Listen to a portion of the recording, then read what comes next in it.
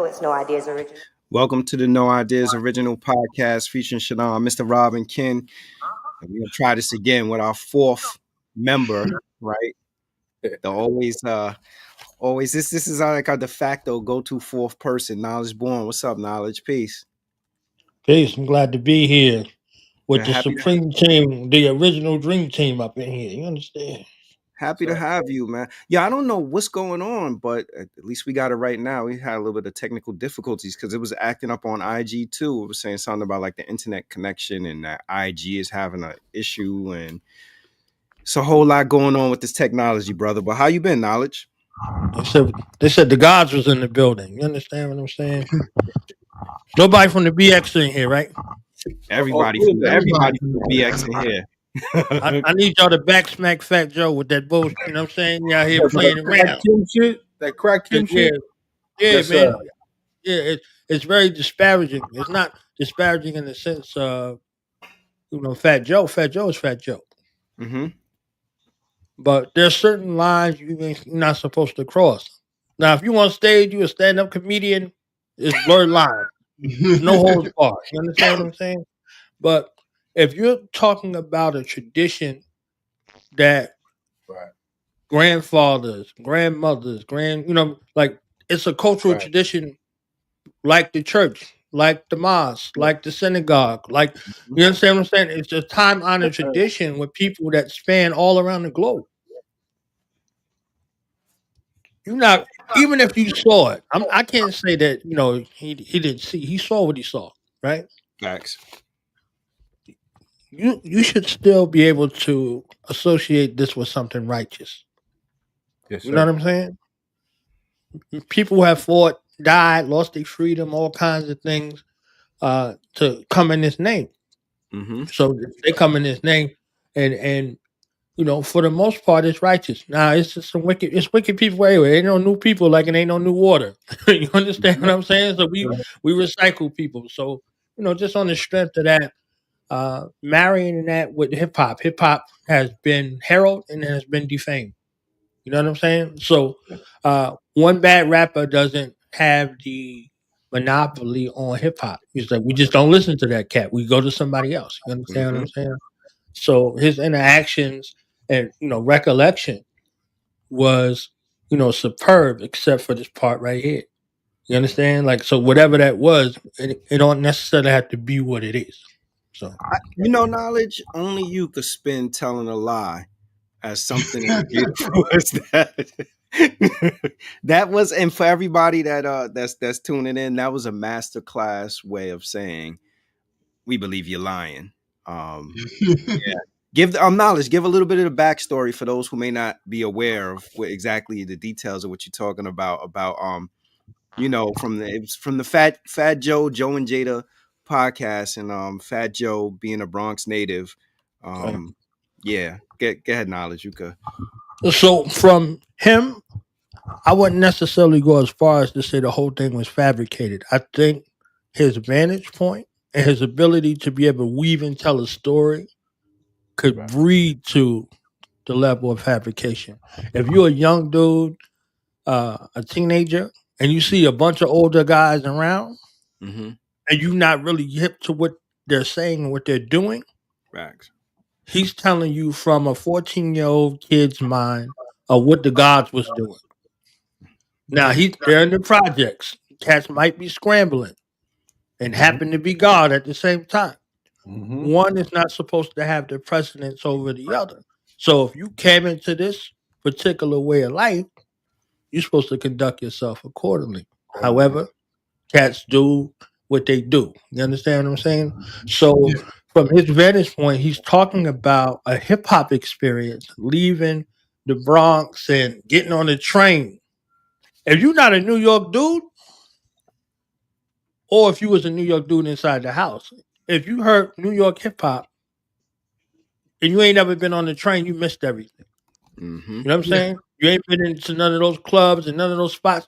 It just sounds like an elaborate story. Nah. There's places, you know what I'm saying? You on the Deuce, you on the train, you on the E train, you on the J, whatever. Like that's a whole life. So he's talking about a life experience, of going to find hip hop and being one of the dudes who was hyped about bringing back a new dance. He was talking about the WAP, like bringing the WAP back to the hood. Bring, like, bringing Eric B and Rakim joints back to the hood, like being the first dude, first couple of dudes down the whole project know the same song. But by the next day, like that's a real hip hop consumer experience. You know what I mean? You wanted to be that dude. You wanted to be the dude with the tape, the first dude with the tape, or the first dude with the record. You wanted Tuesday. You was trying to be in line because you wanted a head start. You understand what I'm saying? So it was like it was a thing. Like, um, so he's sharing a real experience, but he's doing it in his own Fat Joe kind of way. So Mm. he's like, yo, we went over there, we come back, we doing the WAP and we doing the Eric B. and Rakim song and everybody on it and blah, blah, blah, blah, blah. And then he starts to talk about his quote unquote lived experience in his project. He said, oh, I was in this project called Godsville. I'm like, Mm. all right, where we going now? But they did call Forest Projects Godsville. Yeah, that's the only part. Yeah, so now there we go, right? So now the verification gives another layer, right? So Godsville, so that's where the gods came to build. Then you understand what I'm saying? For Pelon, so you in Pelon, called the Bronx. Mm-hmm. This is where you came to meet the gods. So he's not related or affiliated, but he's somebody watching it. Like if I climbed up on the gate and at the park jam because I couldn't get in the park jam, but I was in the bleachers. I'm a spectator. Mm-hmm. That's I go to an event. I'm a spectator if I'm not actively involved. It's a different. If you would have said I was in the cipher building with the gods, that's a different thing. You're not going to come under that moniker being enlightened. No, sir. So he's an outsider looking at it. He cracking jokes. Joey Crack. He's cracking jokes. So I was the great God, crack him, great God Allah. You understand? So he's making jokes, right? Like he's sparked by what he sees, but he didn't never take any steps further to figure out what it was. Mm. So he's sharing a memory based off of that. So for me, as someone born in this culture, Mm-hmm. I've seen many people come along. There's a lot of cats that use these references in they raps and don't got no clue what they talking about. Mm-hmm. You press them, they don't know nothing. You understand? Yes, sir. But the vernacular is out there and it's popularized. So it's crazy. I don't know what You that is. understand? Like Mm. crazy, crazy, crazy out there. So that willingness, this person with this set ability, if he's known for this kind of thing, he knew exactly what to say to make it go viral. You understand? I did a little joint with my brother Tad and C Gutter on their podcast about it, and that thing already got 1,000 views from the title, just from the title alone. You understand what I'm saying? So you know that kind of thing carries weight. So they want to see what the gods got to say about what Fat Joe talking about. Is he crack him, great God of law? Like how he do that? And, all of that. So people are running with that, but just from my vantage point to let the people know that we have to do better jobs and be better stewards as ambassadors of cultures and way of life that we live. You see what I'm saying? So we don't have these kinds of instances where somebody could just say something to go viral. Our universal flag got turned into Jay-Z's chain. You understand what I'm saying? Yeah. Cats was like, yo, just Jay-Z's chain. And then they like, oh, this is a symbol for Satan. Like, what? But Yeah, they start making it when, their own, turn into other stuff right. that ain't. Yeah. I mean, as Yeah.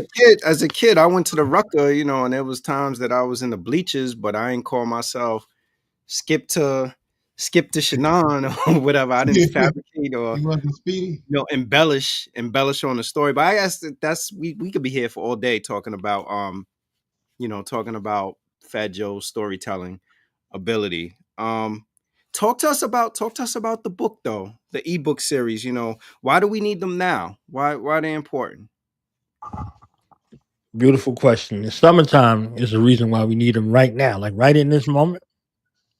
So if you're looking for something for your children, for your grandchildren, something for your family members, for your study group, whatever it is, whatever you have going on, the summertime is where the mind wanders aimlessly.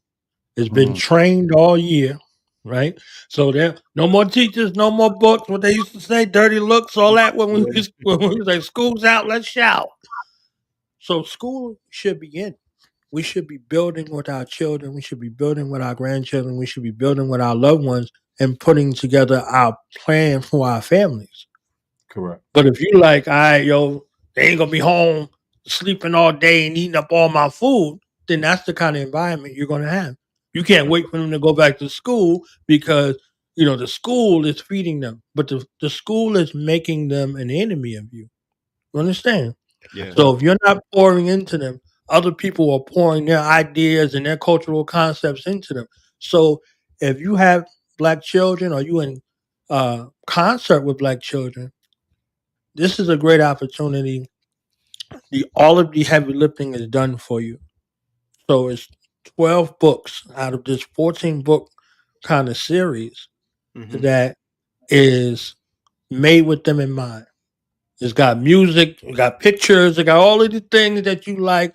It look and feel like a book, but you don't have to carry them around in your backpack. You understand what I'm saying? So it ain't a school book. It's You know what tablet. I'm saying? Yeah, it's tablet worthy. You get it there. You got some fresh music from some artists who ain't degrading you and disrespecting you. Right. Uh, there's some concepts that are there for you to have dialogues with your family. One that I wrote. Y'all see the shirt? I had to floss the shirt real quick. You understand what Right. I'm saying? So from nameless to knowledge, it's my journey. It's my journey. Knowledge. How about It's that? reflections from my and the title came from the movie Hero, the Jet Li joint. Mm. Uh, uh, He had right. lost his family, so he was literally on a hunt to get his revenge for his family. He said, "When I was young, they didn't give me a name, so they just said I'm. I just called myself nameless. That was his name. You know what I'm saying? So you go through a process of seeking to find your identity aside from the name that you were given when you were born, right? So you find little twists and turns, and we grow up. In the Jacks, we got 6,000 names. You understand what I'm saying? And it was like, yo, Ashy. you might he might be Ashy his whole life. You understand what I'm saying? Like, yo, that's Ashy, such and such. You Right, know what I'm right. saying? Like, you don't even know his real name. His real name don't matter. He's Ashy for you. Yeah, You and for understand? some He's reason, Ashy for the whole neighborhood, right? street So, monitors last a lot longer too than your right. government name. Right, right. So they be like, yo, such and such. You be like, who that? They be like, Ashy. Oh, why you ain't say Ashy? They mad at you for using somebody's real name. You understand what I'm saying? So literally, you go on that path of self discovery. And when you find out who you are, that's you going from nameless to knowledge. So now you in the know of who you are and what you want to do. You know what I'm saying? Right. Like they say those 2 days is most important. The day you was born and the day you know why. Hmm. So knowing why, right? So that pathway in regards to going from nameless, or meaning you might even think you insignificant in that space, but Right. going from that to awareness of who you are and what you're supposed to do. Now you Right. in the know. You know what I'm Yeah. saying? So Knowing is definitely right. No, look, there it go. So these are 100 reflections that I've learned in my life. They're Mm. not mandates for anybody else. But if you're on a path to self discovery, you're on a path or a journey, this is a space for you to be able to rediscover yourself.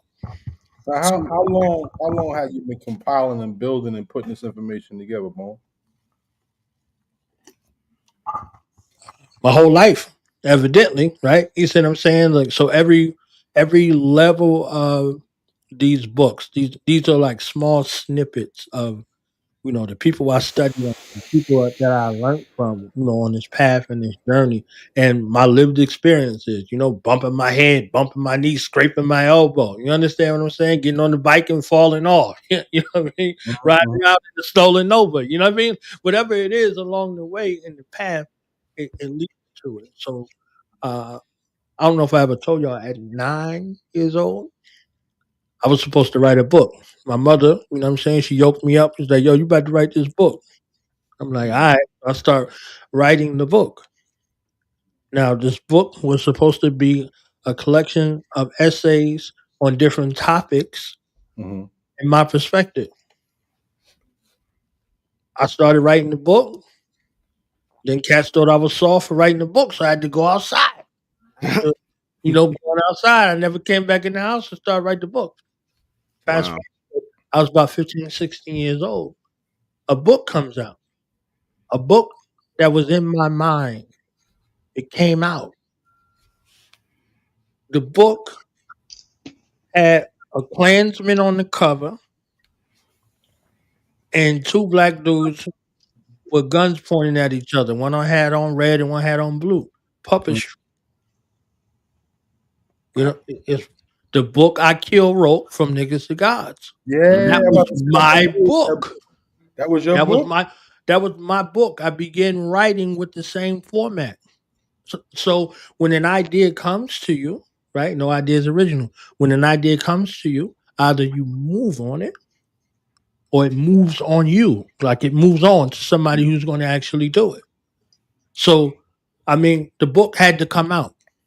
You know what I mean? And if you ever read that book, you would understand, like, Yes, you sir. know, why we don't approach the situation, me anyway, approach the situation, you're supposed to go from this state of unawareness and unknowing to a state of having knowing, and then going apart, to get that wisdom and that understanding. You understand what I'm saying? So it's the process and that compilation, I had been talking about since I started doing the knowledge radio that I was gonna write a book.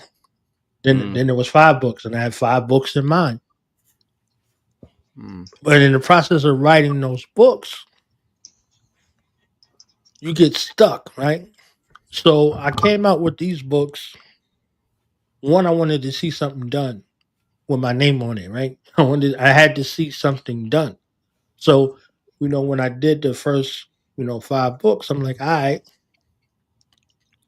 what's next? All right, it's a 10 book series. So now I need to write the rest of these books and I can continue on writing the books that I had in mind, the print books. Mhm. So I'm learning how to navigate better through each book. Mm. The process, the editing process, the graphics, the pictures, all of that. So from volume 6 through volume 9 and these 4 independent books, I did all of the illustration, all of the edit, the everything, the everything in there. The first 5 books, my brother D Banks of D Banks Productions, he did that work. You see what I'm saying? So I'm like, when I took on the responsibility myself, I had to, basically start from scratch. I didn't have any background in putting this thing together. So, there's nothing like seeing these other 6 books. Come to You life. did every single aspect of it. Like if you see a period, a comma, a semicolon, whatever the case may be, like you did that. Good, bad, or indifferent. You did that. You know what I mean? So it was a different experience along this journey. That makes me think about though now because I was gonna ask you, so there are people like Rob in particular, I think is like, like a purist, like an enthusiast when it comes to reading. And Mhm. this is in the format of ebook. Like is that about a particular audience, or is that just thinking in terms of how information is consumed now? Disseminated, yeah. I mean, it's important. I'm looking at a stack of books right now, literally right across from me. I love, books was something I believe saved my life, and Mhm. in essence. You Yes, see what I'm sir. saying? So there's a place to, like the Reading Rainbow, ways to go, ways to show, the Reading Rainbow. Like I really left my environment and I went to wherever the books took me. You see what I'm saying? So something about the story, whatever the mediums are. So it really was a thing of convenience. I still wanted it in ode to a book to look and feel like a book, but not be a book because you tell a child to go pick up a book. If you ain't know how to spell something, what your mother told you, go look it up. Go look in the dictionary. You know what I'm Yeah. saying? Dictionary or encyclopedia, right? That's So right. either you associating that in your mind with an experience that's work or something that's an adventure. So if you looked at it like an adventure, you can't wait to go to the encyclopedia or to the dictionary or to the library. But if you looked at it like a chore, you're like, damn, why she can't just tell me how to spell the word? I don't Right. know how to spell it. How I'm supposed to look up something I don't even know how to spell. Right. Right. So that mind frame prepared you to be a researcher, right? So these books are designed to put together snippets. So either you got facial recognition with this imagery, the music, you like, oh, you bopping your head, all right. So now, all right, I'm listening to the music, I'm reading the books, I'm looking at the pictures, like, yo, who that? I didn't even know who that was. So it's based off of the need and accessibility. You're not walking around with a stack of books, and as soon as your children or your loved ones see you coming Right. with the book, they're like, "Yo, I'm out of here, son." Like, nah, I'm not messing with that. You understand what I'm saying? But if you're there and you have a moment that's intimate, where you have pictorial images that are rich, they look at themselves. When they see them, they're looking for themselves. So it's somebody who looks like them, and they might be in an aspiration of what they want to do. So if you want to be an entrepreneur, you're looking at entrepreneurs. So now you could go do your own research and a proven track record to decide, okay, was this a successful entrepreneurial venture Right.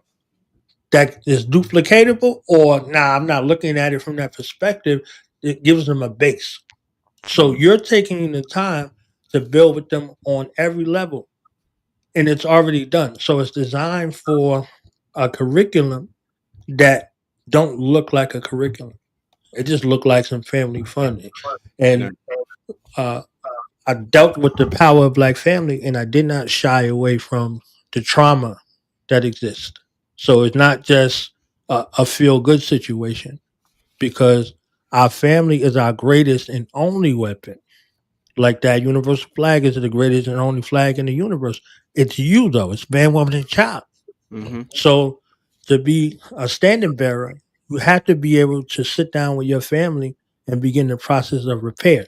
You see what I'm saying? So they ain't thinking about teachers and tests and books. So literally, it's the summer curriculum for them to become more empowered and for you to gain more insight into who they are.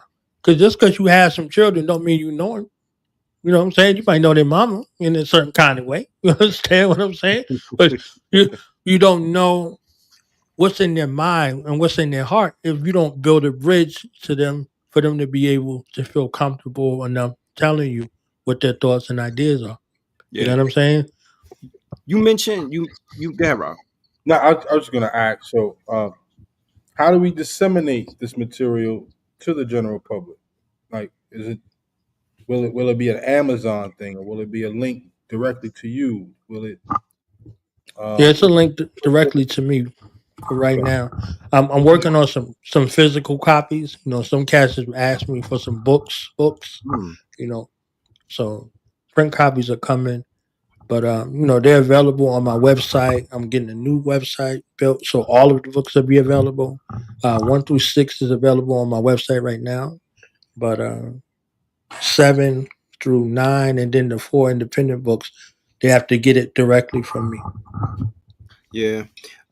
You mentioned you mentioned a little bit like about like I guess like textbooks briefly. And one of the things that I think about when I think about like textbooks is like, previously textbooks there's always been a misrepresentation of who we are as people. And there's been an underrepresentation of who we are, what we've done as people. So I'm just wondering now, is like, what's your opinion now? Because before that was kind of like covert.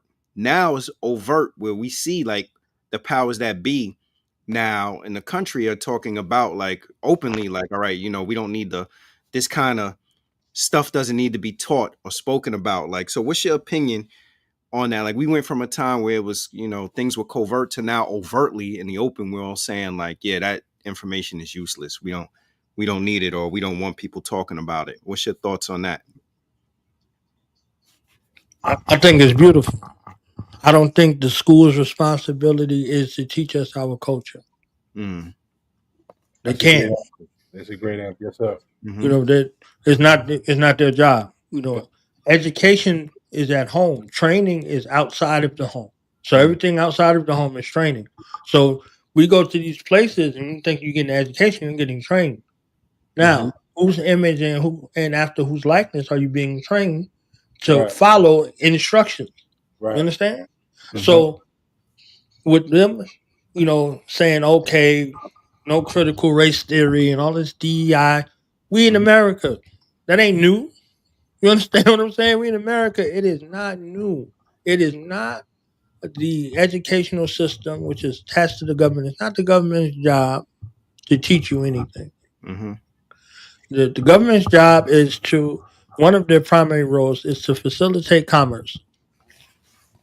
So they give you go to SBA, you could get you a small business loan, and you doing business with the government via your taxes.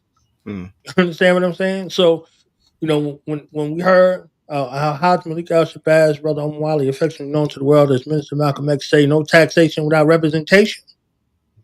This is how America, the corporation, was founded. They was like, yo, we paying all these taxes to Britain and they ain't doing nothing for us, son.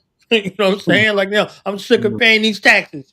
And we ready to fight about it. You understand what I'm saying? So it's like, all Mm-hmm. right. So uh charity begins at home. So, that space of thinking that you could be in competition with other families and those families are going to take care of you, they're going to give you good food, they're going to give you proper education Mm-hmm. to correct the errors. That's asinine in your mind. So we need to take the approach of bringing that back home, Mm. establishing value and value systems at home. So whether it's through homeschool or homeschool co-ops in our neighborhood, or Right. collectively online. There are virtual spaces in order to get these things done where we can reach homeschool networks all around the globe. And Mm. who says that the education you got to be stuck in the house if you're doing homeschool cooperatives? I know plenty of homeschool cooperatives where they travel around the Yeah. globe as a part of their education. Yeah. You know what I'm saying? I know plenty of families, they got stamps on that passport. You understand what I'm saying? They're Mm-hmm. gone. They in Southeast Asia, you know what I'm saying? And, Mm-hmm. and they're doing those things. So there's a practical application that has to come with your education. Your education is supposed to prepare you for life. So what better way than to put those life skills to the test? So when we see our quote unquote competitors, there are 4 and 5 year old kids that are in these restaurants that we go get our chicken wings and all this other stuff. They work in the register. They counting the money. They know how the whole menu. They know how much it costs. You understand? You ain't arguing with that little kid about what it costs. So what they're getting is a priceless education from a family collective that have Mm. established themselves and set up commerce, and they only send them to school to learn English so they can take care of the customers that come into the store, but they're there already multilingual. They Yeah. they they know that their language adds to their family, but their ability to speak multiple languages adds to their commerce. Mm-hmm. So, we might have learned a little bit of Spanish or French or German or whatever the case may be in the school. But if you ain't going to Germany, if you not going, somewhere where they're speaking Spanish, you don't know if that stuff is real or at all. So Mm-hmm. the application for this education space should be something that you add practical. If you know it, you should be able to apply it. So that's what I was thinking now as you were talking. I was talking about the application piece of it. Like I think that um I'm in agreement that I think that these are things that we definitely need to place more emphasis on, making sure that people teach it at home. I think the application, I think schools removing it kind of makes the application piece a little bit difficult because school, for as much as it's this supposedly an educational component, it's also a social component for young people when they're very young. Mhm. And the application, I think when you're young, kind of comes in the form of, like, all right, so I've learned these different concepts and I want to apply them. So if we're teaching these concepts sort of in a vacuum and people don't have a place to apply them because the world has sort of whitewashed or removed all this stuff from it, then I think unless you have an elevated mind or you have people behind you kind of pushing you to continue to apply these concepts, I could see people who don't have that support being deterred from actually being able to apply those concepts that that we're teaching at home to our children. So we have to find, I guess, other places or other spaces to actually have that application for people to actually be able to utilize those teachings and those lessons. Because if not, then it's kind of like, all right, we've taught it to them, they take it out into the real world, or they take it out into the world and try to use it, but the people that they want to use and apply this stuff with it's not applicable. They're shunning it. And I think you give a great example of like how when you do go into restaurants and things like that, you see the kids behind the registers working, and you see them doing other things, and they actually have schooling that's not in the form of traditional schooling. Like, one of the issues that I think that we have with the US educational system is like the things that they teach aren't practical. Like algebra. Algebra is great, as a concept, but algebra, is that applicable in real life? Like, how often are you going to use algebra in real life? How often are you going to use trigonometry in real life? Unless you're doing, certain Engineer, let's say certain engineer. science that actually incorporate that. But when we had things that were applicable in real life, like home economics and stuff like that, like I don't think those things are no longer in school. Home economics, wood shops. Like, imagine how great school would be if we could teach people about teach kids about banking and finance and different things like that. Like, I remember many many years ago, doing like social work, and one of the things that I had to do with kids was I had to do, it was called an Ansel Casey assessment, and it assessed where they were in terms of life skills. And you had to start doing it with kids when they were 14 years old. And one of the questions was like, where do you go to get your taxes done? And it was a bunch of kids that would be like, maybe the Mother. library. Like, so what we so that tells me like there hasn't been any discussion as it relates to like finance or financial intricacies in school. Like, there's this curriculum that schools have by way of textbooks and everything, but some of that stuff can't even be applied in real But life. Now, the challenge is the stuff that we could teach kids at home, like, all right, these are concepts that can be applied in real life, but are these concepts welcome? And now that's what I'm saying. Well, now we're like the removal and kind of like the disembowering, like this no this critical race theory, and none of these things, none of these concepts existed, and you don't need to learn about this stuff and everything.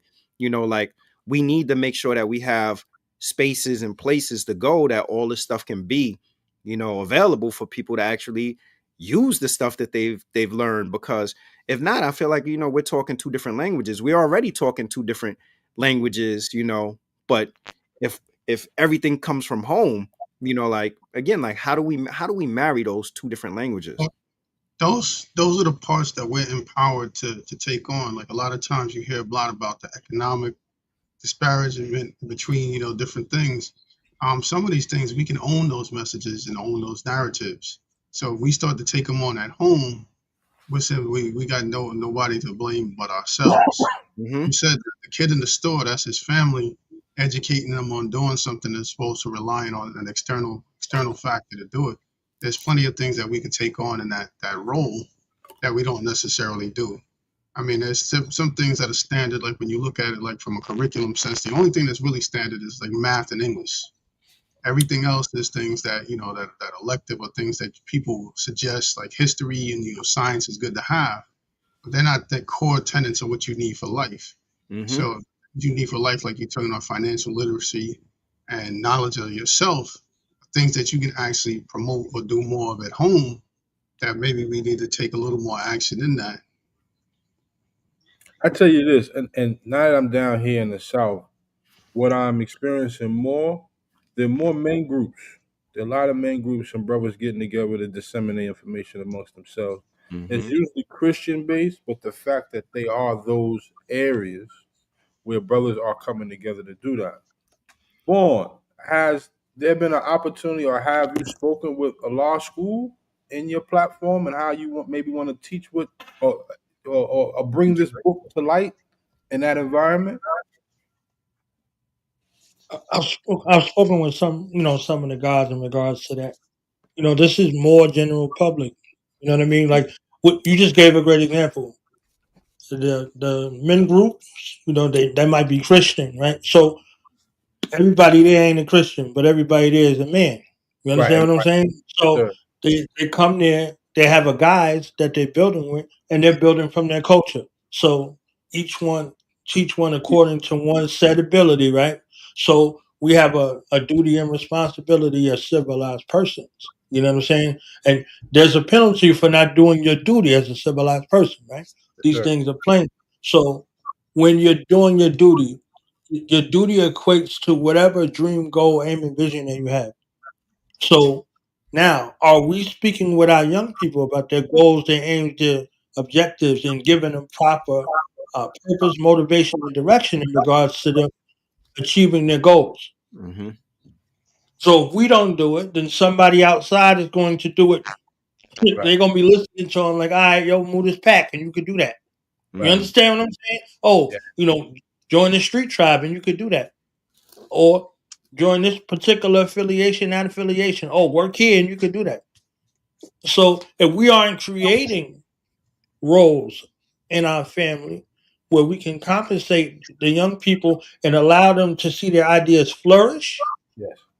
and they receive return on investment, somebody else is going to do that. Somebody else is going to do that. You understand what I'm saying? And they're going to be made in the image and after the likeness of whomever does that. So if the rappers are doing that, they want to be rappers. If the basketball players, football players, whatever aspect of the entertainment industry is doing that, that's the allure. So when they look at you, we do this, Sonny from a Bronx Tale thing. The working man's a sucker, right? What he said.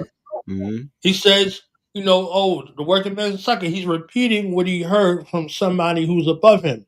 Right. Mm-hmm. The environment. Yep. He sees how he lives. He sees the cars that he drives. He sees the respect that he gets, and he sees his father driving the bus.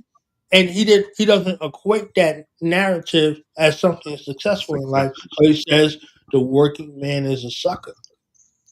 You know what I'm saying? So we don't have these, proper narratives. We don't sit down with our children and hear their perspectives and thoughts, and we just think, you ate last night. That's not enough. You know what I'm saying? That kind of situation, like we have to, sort of adapt our parenting styles and be more receptive and open to, the ears of the wisdom that's coming from the babies that we created. Yes, You know sir. what I'm saying? So, Your knowledge, you spot on, and I think that that's a concept that also is hard for like people to grasp. And your the 100 reflections of purpose of power, and I don't want to quote you, but you were there's something in there talking about like guru.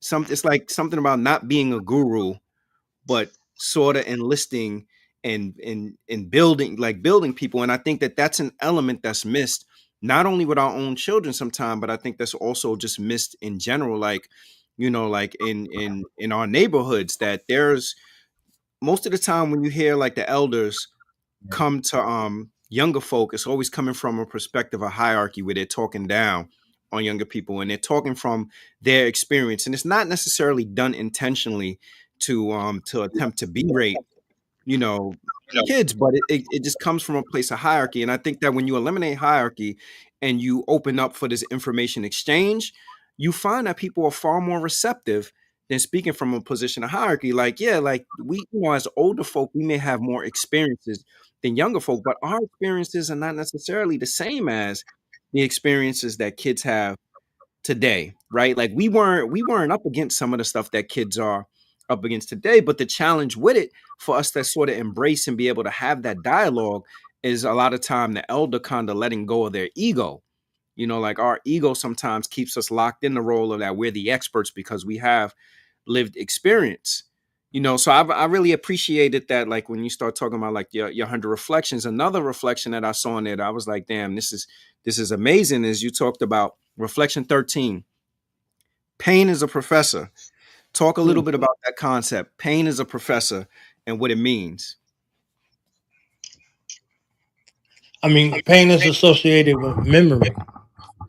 And I dealt with pain, all of my life. I was in the military, and I had metal in my body based off of some explosions. So pain lives with me forever.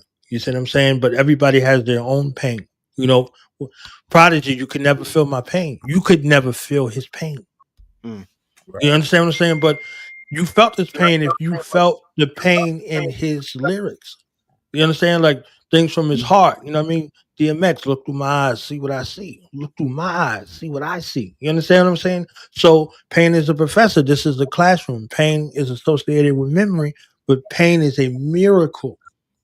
It's an indicator that something is wrong. Something needs to be looked at. So this is your body's way via your central nervous system to remind you, hey, you need to get that checked. It's like a check engine light on your car. You understand what I'm saying? Mhm. So it's something that you can learn from. It's something you can learn from, something you can learn through. I was debilitated for a while. I couldn't walk 3 steps without breaking out in a sweat Wow. and not even being able to move. I was like, yo, son, I got children. Them little children ain't gonna be like, yo, daddy. Nah. So I had to put some weights in my assault pack and start walking. You understand? I Mhm. don't care how much it hurt because I'm like, nah, I'm gonna be running with my sons, G. Be running with my children. I'm gonna be running, with our children. They were like, oh, yo, old man, he broke down, blah blah. Nah, son, it's not happening. Let's go. Let's go. So I literally rehabbed myself based upon this moniker, right? What am I supposed to learn in this state that I'm in?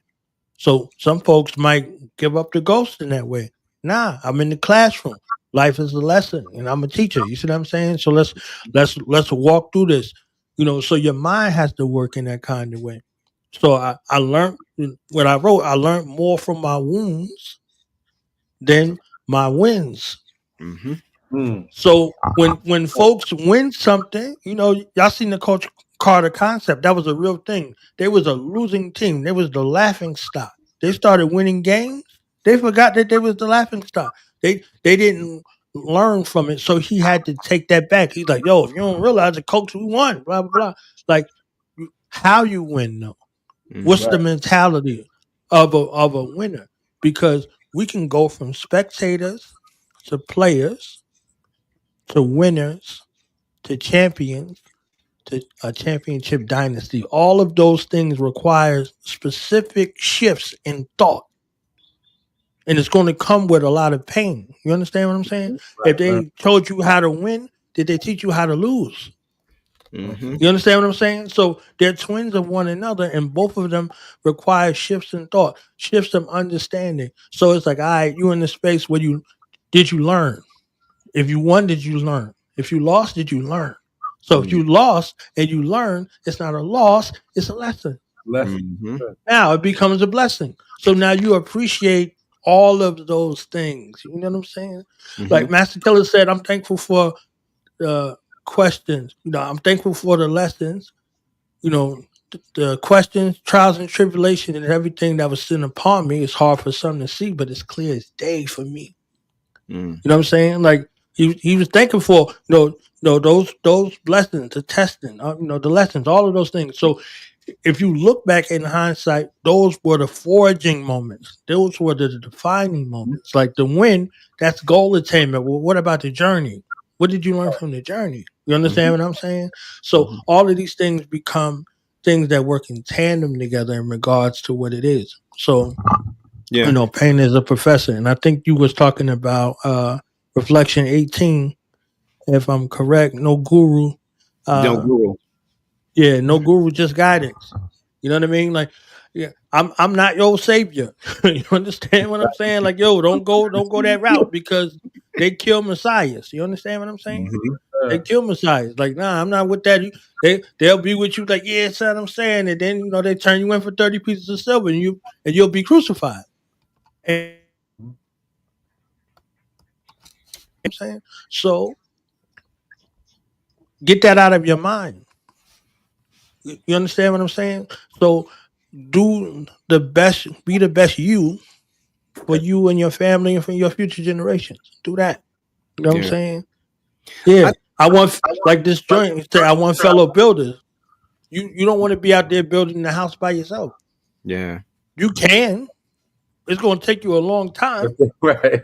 You understand what I'm saying? But you can. So, I got it Yeah. out the mud, I'm self made and all that. You got parents, G, sit down.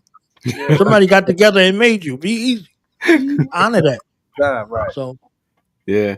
I think that, you know, I think to me it's easier to learn from a loss than it is from a win, because I think what happens a lot of times in a win is people get caught up in celebration. It's celebratory, and people lose sight of what it actually took to get the win. And then often a lot of times, people are they'll win and they'll forget about what actually went into the win. So if you look at a dude like, like a Kobe Bryant, that he's the kind of dude that he would win and other players would go to the club, but he would be analyzing tape or in the gym the next day. Like that was just his makeup, because he had a desire to get better. But I think if you have the right frame of mind and with a loss, rather than you becoming discouraged, you actually step back and reflect and think about what you could do differently or do better and improve upon. Like most of the time, in everybody's life, when you took a L, if you were actually open,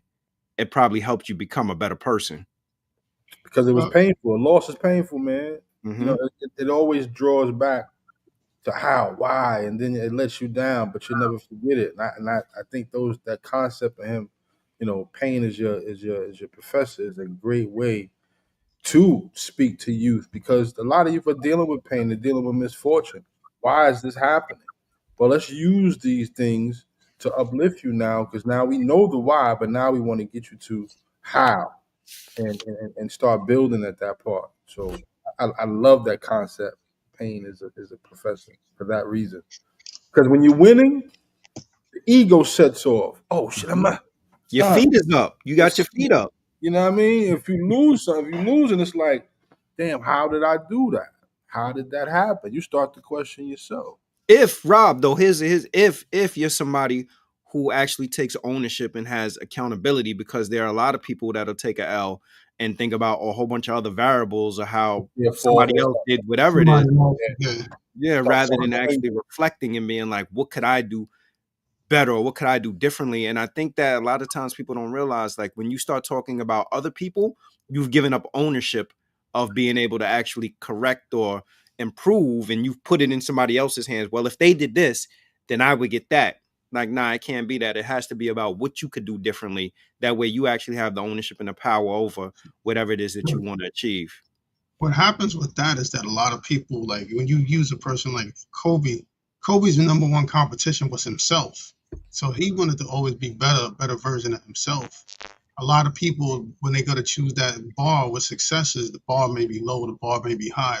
With each person sees the successes differently. So Mhm. if you go out and you set your status low and you beat or achieve that, that seems like something that's successful to you at the time. But if you don't look at that and keep wanting to strive for more, there's people that just want to exist. It's like the difference between being alive and living. So Yeah. you got to. That's something like as an individual, people have to figure out. Yo, knowledge. These books is on fire, man. Like, yo, I was going through these. I'm I thinking of all my was like, the yo, nuggets. the other thing, the other part, reclaiming our narrative. So when I looked at that, I said to myself, so to reclaim implies that you once owned something, or you once control the narrative. You believe we ever own a narrative, or we ever were responsible for our narrative? And if so, how do we go about currently reclaiming our narrative? who is the original man? I That's know the that. first lesson. I know That's that. the first lesson. I know in a that. student enrollment. Like you don't even get anything. That's your first lesson, right? Uh, whether you in the nation or you in the nation, right? After you get supreme mathematics and the supreme alphabets, those are the first things you learn of any language. You learn how to count and you learn the alphabet. So after Yeah. you learn how to count in the alphabet, now you're preparing your imagination for what it is. So the first thing you have to know is who you are. Who is the original man? That's a question, right? The Yes, sir. original answer, the answer is the original man is the Asiatic black man, not every kind of black man. The Asiatic black man. So that means there's a process of becoming Asiatic. So freeing your mind and your body from the shackles of mental, emotional, spiritual, and physical colonialism. Asiatic, right? So that vast mind that exists within your universe. So you're thinking about things in your cipher or your circumference, right? Mm-hmm. Asiatic black man, the maker, the owner, cream of the planet Earth, father of civilization and God of the universe. So if you're not guided through that process, you develop which I was talking about, the super ego. You're thinking you can't be corrected. How you gonna correct God? Mm-hmm. But then still say positive education always corrects errors. So positive Right. education always correct errors. So that means that you might be in error. You might be in error. And how do you come out of that error? Mm-hmm. You look at it again. So reclaim is just like respect. Re is a prefix, meaning again. Spec meaning to look. Respect, Look. reclaim. Mm-hmm. So you're going through a reclamation period of a time where you were who you were. How, then you fell. Savage is one who has lost the knowledge of himself and is living a beast life or a beast way of life. So how do you go from beast life? How do you go from demon time? How do you go from that space, right, back into the aspects of yourself of a higher nature? It Mm-hmm. Right. Right. requires some discipline. It requires some sacrifice, but it also requires guidance. You know what I'm saying? If you in the 12-step program, everybody in their mama in the 12-step program had a day zero and a day one. Mm-hmm. They remember their day zero and then they remember their day one. So this segment of society was set up because they know that any day, no matter how many days you had, you could come back there on day zero. After 15 years, you had a significant emotional event in your life. Bob, I'm back. They're not like, yo, this dude gave up 15 years. They remorseful because they know that at any time they can have a day zero. So now we back to day zero. All right, boom. Let's work through day zero and get you back to day one. That's an important day. You understand what I'm saying? So when you don't treat yourself with that regard, you don't have that sort of regard for yourself. You can have regard and forgiveness for everybody else. Have you forgave yourself? How about that? Do you got grace with yourself? What sort of relationship do you have with self in that way? You fell, but can you get back up? You understand what I'm saying? Mm-hmm. So back with with Kobe Bryant, right? That example for him, he didn't go to college. Guess where his college was? The film. Himself. Mm-hmm. Yeah, Right. Right. Him watching yeah, himself. Michael Jordan. You understand what I'm saying? Michael Jordan yeah. was his college education. Michael Jordan went to college. He went to one of the best colleges in the United States. So this is Yeah. why he was the player that he was based off of that tutelage. So he had to learn on the fly, but nobody made him do that. There was something in him. So the pain of losing made him not want to lose again. You understand? So Yes, sir. literally with his team had to get on board with what his mentality was to go from a spectator to a player to a winner to a champion to a championship dynasty. They came from a championship dynasty. They inherited the Lakers team. The Lakers team is a championship dynasty. Boston is a championship dynasty. So when you're looking at your legacy, when you're looking at self, You came from a championship dynasty. Mm. Oh, wow. Say that again. So how do you come back? How do you go from that to this losing space that you went? You understand what I'm saying? You have to go back and remember. You have to be reminded. You have to go back and look at the film and the tape. You have to get these examples again. You have to look at somebody that looks like you in the state that you're looking to be in and begin to follow in the action steps of self discovery. Mm. You have to work your way back into self. You have to atone for the things that you did wrong, but however, give yourself a little grace. You understand? You ain't have an instruction manual when you came here. It wasn't nothing, strapped to your behind when you came out the womb. You had to get it. You had to get it. And if you came into an environment where nobody had it, everybody's figuring it out. Yeah. At the same You know time. what I'm saying? What do you see as the role in terms of reclaiming our narratives? What do you see as the role um for current content creators and some of our current storytellers also?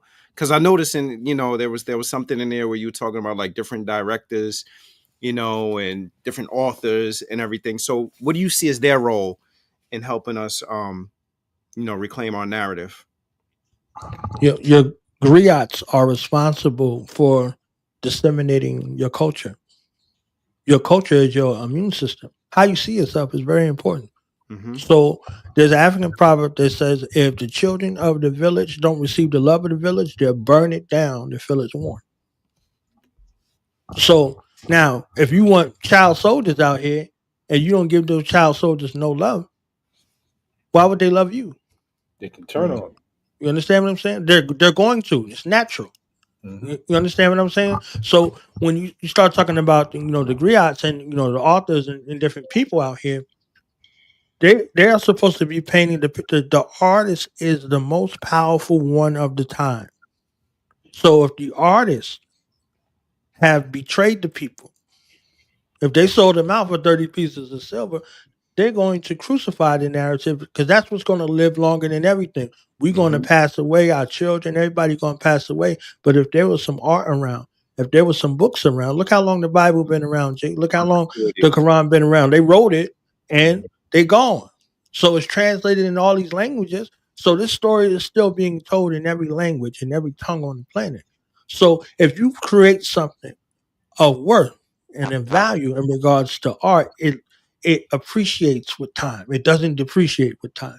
You understand what I'm saying? So Mm-hmm. the art that you create, the stories that you tell, these are all jewels that you leave as an inheritance to the next generation so they don't have to try to figure it out. You know what I'm saying? So you got basic instructions before leaving Earth for the rest of your life. Mm-hmm. And for your children, you left them, your children, their inheritance comes from your story. So if they in tune with you, they don't have to try to figure out who Papa was. Mm-hmm. Papa left a legacy for them, not just money, but basic instructions before leaving Earth. So, it becomes incumbent that when you create art, you want something long standing, right? You want your people to see themselves in a greater position. You want you want it to be a legacy of proof that they came from a championship dynasty. You understand what I'm saying? Yeah. So So go ahead now. Let's go ahead. go Sorry. ahead. Yeah. I'm Yeah. So with you. I was about to say like I'm kind of I don't know. I feel like sometimes like I may be viewed as like one of the biggest Tyler Perry haters in the world. And not that I feel like like I respect his business acumen, who he is as a person, and the fact that he's given opportunities to people that look like me. But from a storytelling perspective, I feel like his storytelling is sophomoric, and I feel like it's just not the best representation of who we are as people. And when I was looking through that particular chapter, I didn't see his name in there. um, and Spike Lee was in there, Ta-Nehisi Coates, Issa Rae, I saw, but I didn't see his name in there. Um, what are your thoughts on his representation and his storytelling as it relates to our narrative? Hold on, knowledge before you say it, in only a way that knowledge could say it. Hold on, God. The people that are in the books, one thing that I learned is you're not the hero in your own story. Mm. When you put something out for public consumption, it's for the public. It's not for you. Mm-hmm. The same way you don't mess with Tyler, I don't mess with Spike Lee. Mm-hmm. I don't mess with Issa Rae. You understand what I'm saying? Mm-hmm. But people do. People do. So I wrote the books for people to go do that. You can go look at that. You know, I you don't have to put a dress on as a man to tell me anything. There's nothing you can tell me with a dress on. Nothing. Absolutely nothing. Absolutely nothing. But if Stephen Fetchit didn't do what Stephen Fetchit did, Great point. he wouldn't be able to fund those things that he was funding. He was funding black militant organizations, black social change organizations, and nobody was the wiser. They just saw him with the face paint on. There's the amount of families that man fed through the pandemic when nobody was working. He was paying all of their bills. He was sending them all kinds of money. You understand what I'm saying? Cicely Tyson, God bless her, before she passed, he gave her a couple $1,000,000 just because he didn't want her to have to want for nothing. You understand? Mm-hmm. That lady that they did that movie off of with the black women in the military, right before she Oh, passed away, yeah. she was in tears thanking him for sharing their story. Mm-hmm. You know what I'm saying? Me and that dude, the people though, yeah, I gotta love that. I have to love that. I don't have to love him and the dress.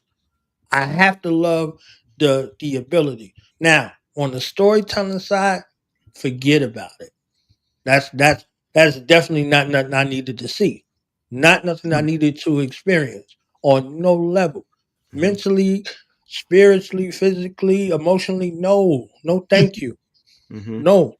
We need to be in positions where we are healing as a people. We got enough people out there. We got everybody in the world doing the negative black imagery Mm-hmm. 24/7.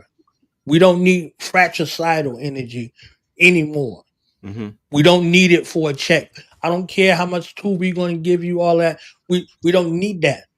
The creative expression that comes from the mind of those who write and those who experience the pen is truly mightier than the sword, because the sword hurts for a moment. The pen hurts for a lifetime.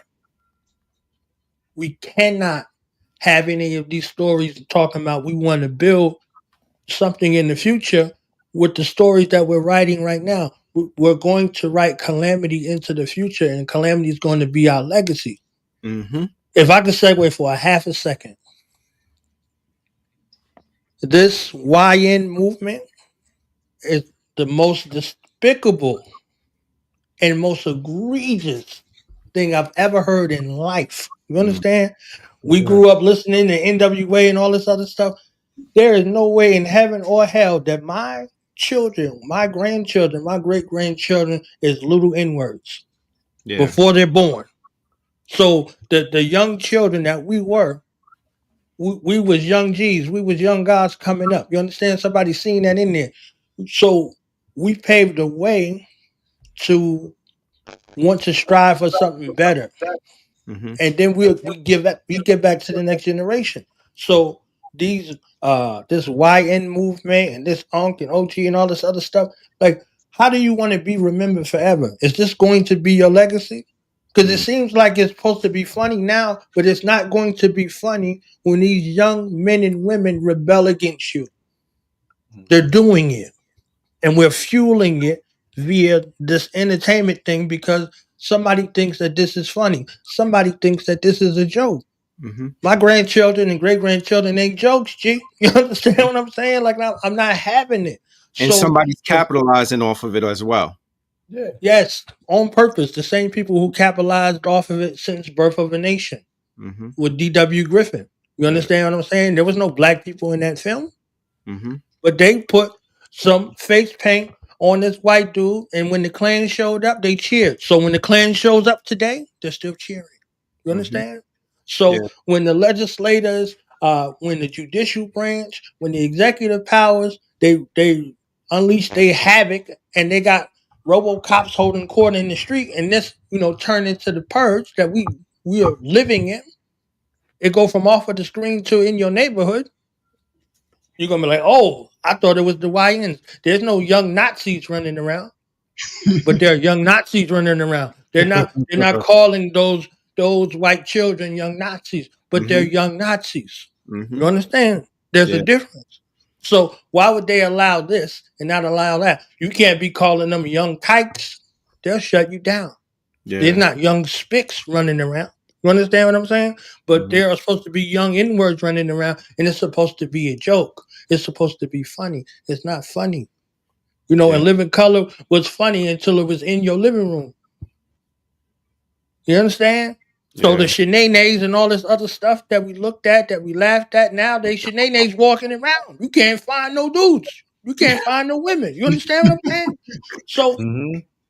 we have to be more vigilant in regards to the power of storytelling. Everything can't be funny. Everything can't be a joke. Because when they associate you with a joke, Never take you serious. it could cost you something forever. Yeah. It Hey, might cost you your life in the moment.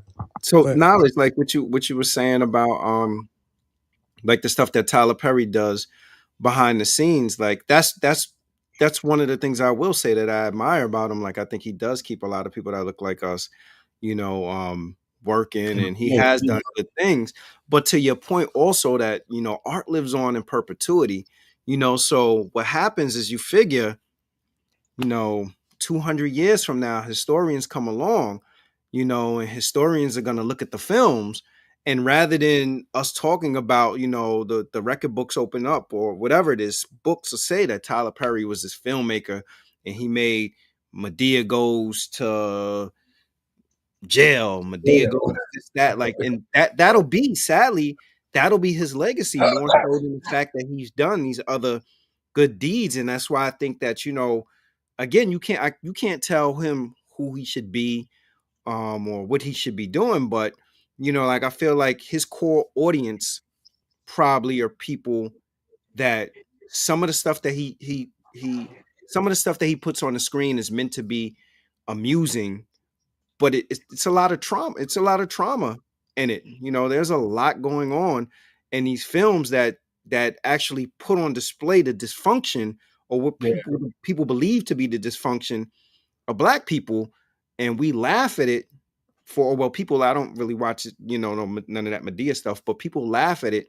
for their amusement. And I just feel like that he's a powerful enough figure that there are others, like, I see somebody said hidden figures. There are some other stories out there that could be told that could actually be uplifting and be a better representation. Like, what do you want your, what do you, when it's all said and done, your legacy, do you want your legacy to be hidden figures, or do you want your legacy to be like, this is the man who created the Medea trilogy or the Medea saga or whatever, and maybe he's fine with that. And maybe we're putting too much on him, as people on the outside looking at it, like with Spider-Man thing, with great power comes great responsibility kind of thing. And maybe he doesn't want that. I just feel as a consumer of art that's not, I don't want to consume that art. That I think that you're talented, you're a great writer, and there are other stories to be. It's the same thing. Like, imagine if John Singleton kept making Boys in the Hood every film.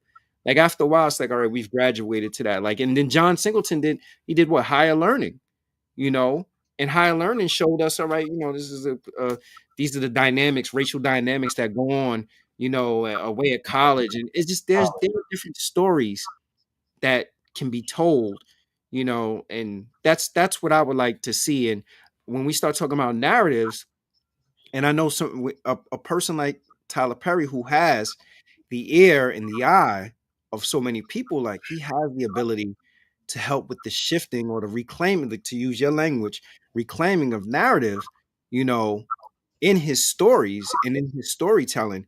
And that's not to say that that Spike Lee don't have foolishness, and Issa Rae didn't have like her foolishness, and like, I think all of them have about where they make stuff that's foolish. But when you start making, 8 out of 10 of your films is just foolishness, and for lack of a better word, kind of like coonery, those kind of things. It's like, come on, man, like you're better than this. Like, or again, maybe I just have higher expectations for him.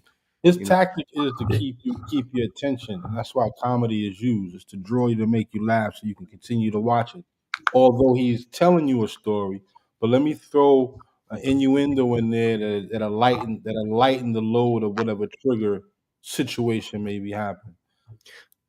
I don't have a problem with Tyler Perry other than the dress and that type of stuff, because you're giving the wrong image.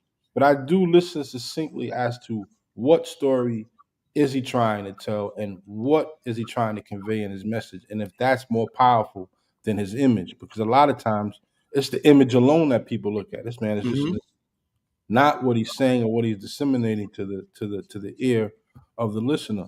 So you kind of you have to just listen. You have to listen very succinctly and just take the fruit from out of whatever's in there, and use it for yourself. You know what I mean? so for us to get to the medicine, we have to. Every woman has to be a crack whore, and has Oh, to those have No. abandoned, and has to have abandoned. Why is the representation of our queens that they gotta all be cheating, they all gotta be on drugs. abused, they all gotta be on drugs, they all gotta be crack whores, and Big Mama gotta get them back together and come in with the shotgun and chase the no good. They left all of them, abandon their kids, do drugs and move in with the drug dealer dude and the pimp, and so there's a message. There definitely is a message in it. And I'm Willie's still lynching. that, yeah, Willie Willie is exactly. still lynching, sir. Still the Willie is still indoctrination. lynching. It's Now, still indoctrination to that still being point, used. real quick, Rob. To that point, hmm that was D.W. Griffith's job to make black people villains before the world. So when their lives are taken, it doesn't matter. No, they're better off with no life. You understand what I'm saying? You don't have to physically check up out of here for your life to be taken. So hmm if your life is distorted, if nobody sees you of any sort of worth or value whatsoever, and you don't see yourself of any worth or value, who cares why you're here? You understand what I'm saying? hmm So, this guy, he didn't come to this point yet within himself. He didn't come to this point yet where he's being held accountable for that. You understand what I'm saying? So he has to come to that point where this $1 billion status or whatever state that he's in is not more important than his people. He don't have no allegiance to us. He could care less about what we think. You understand what I'm saying? hmm So if he inherited that legacy from Norman Lear, Norman Lear told black people what was supposed to be funny on TV.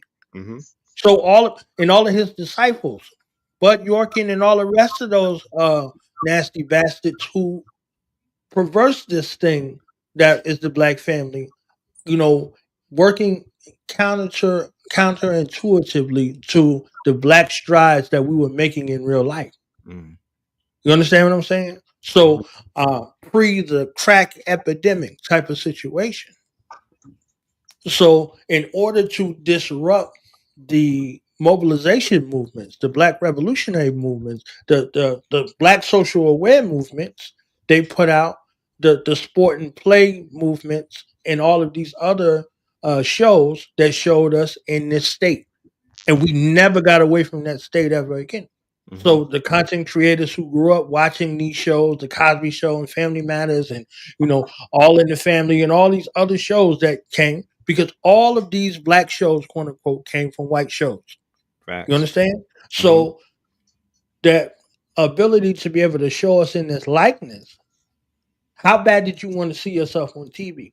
You understand what I'm saying? So how bad did you want to see yourself in a movie? How bad did you want to hear yourself on the record? All right. So now all of these things work in tandem in regards to the entertainment industry. The entertainment industry is, a for the life. They want return on investment on whatever money that they can get 1,000 times. You understand what I'm saying? And they can give you a tenth. You know what I mean? So they'll give you a tenth. Like we go through the history of the talented tenth and who they thought they was.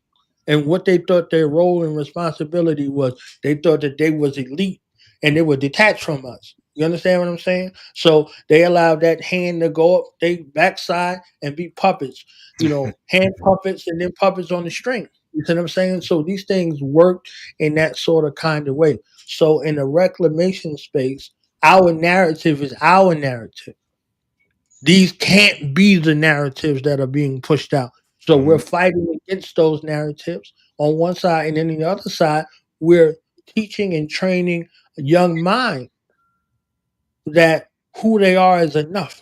Mhm. We're invigorating the spark of self-actualization in a righteous manner. So their story is enough. Their story is more than enough. Their story is powerful. You see what I'm saying? So we have to, champion those who are doing those things, sharing your story righteously. Like I'll say this last point real quick. Mhm. This phone right here, if you around some people, just pull it out. You around some black people, you just pull it out. Say, yo, we live. Watch and see everybody change and start performing. You Yeah, understand what I'm saying? So yeah. we Yes. have to be mindful of those spaces so they're not affected by that stimuli. So when you say we live, they're like, for what? You understand what I'm saying? So whatever the case may be, you have to get about the business of living and living righteously so that becomes a way that you live. So you don't have to seek no outside validation. You don't have to Facts. look to see if somebody liked your post and all this other stuff. You're getting built up artificially, but you're not building yourself up in reality. You're Mhm. tuning yourself to seek external validation from a source that can be manipulated. You can buy a bot and get a whole bunch of views. You Facts. understand what Yeah. I'm saying?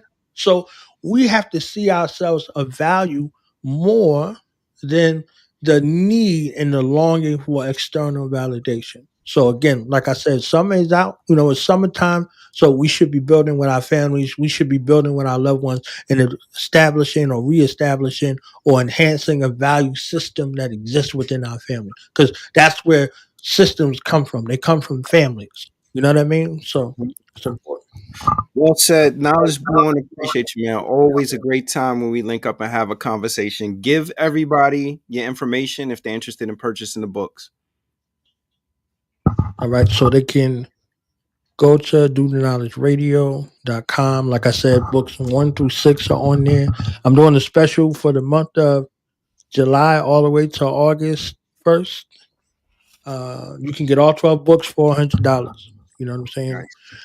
So I'll probably do some other special in August anyway, but all 12. These are all 12 books. They're actionable books that you can utilize for your own development, for your family development, for your study group development, for your men's group, for your women's group, for your children's group, before school, after school, no school, all of it, all there, all available. So if you hit me on Cash App or PayPal, I can get it to you. You just give me your email address and I'll send it to you. You know what I'm saying? I know, Rob know. You understand what I'm saying? I ain't out here scamming. It ain't no fake books. They real. You know what I'm saying? Like we ain't out here. Yeah. So Knowledge, we appreciate definitely. you. Salute everybody. Right. Thanks for tuning in to the No Ideas original podcast. Knowledge born through the radio. What is it? Do the Knowledge Radio, right? Yes, sir. Do Knowledge 10 Radio. years, 4,000 episodes, and counting. There you go, Nice. baby.